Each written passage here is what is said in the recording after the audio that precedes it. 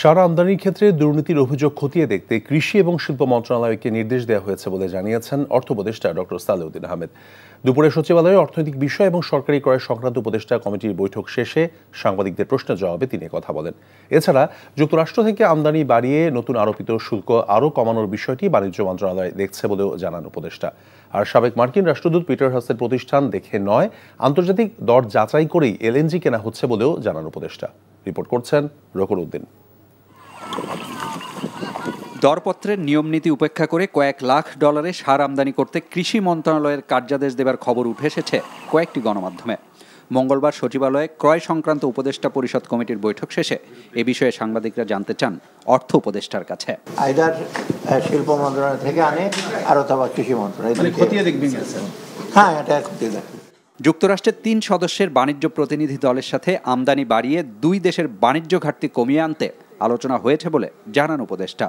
আমদানি বাড়লে খরচ বাড়বে, কিন্তু ভোক্তাদের ওপর প্রভাব পড়বে না বলেও দাবি করেন তিনি। কমার্স মেনে ডিপেন্ড করবে যারা কট্টক ঘাটতিটা কমানোর জন্য কী কী আমদানি করতে পারবে, সেটা মোটামুটি কিন্তু আমরা একটু কমফোর্টেবল পজিশন। আমাদের ঘাটতি খুব 7.8 বিলিয়নের মতো ছিল। আমরা গম ব্যাপারে বলেছি আমদানি মানে একটু বেশি হবে, কিন্তু কোয়ালিটিটা একটু বেটার।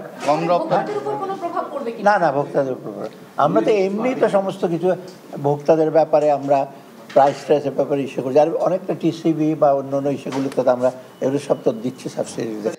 যুক্তরাষ্ট্রের সাবেক রাষ্ট্রদূত পিটার হাসের প্রতিষ্ঠান থেকে এলএনজি কেনার বিষয়ে সামাজিক যোগাযোগ মাধ্যমে আলোচনার বিষয়ে অর্থ উপদেষ্টার দৃষ্টি আকর্ষণ করেন সাংবাদিকরা। আমরা তো সব ইন্টারন্যাশনাল প্রাইসগুলো কম্পেয়ার করে দেখি, সেটা এই আমেরিকা হোক, চায়না হোক বা সৌদি আরবিয়া হোক, কাতার অবশ্য এখন বন্ধ চুপচাপ, অন্যগুলো আমরা করছি, কম্পেয়ার করে করছি। এত সহজ না। আমেরিকা হলে আমরা দিয়ে দেবো।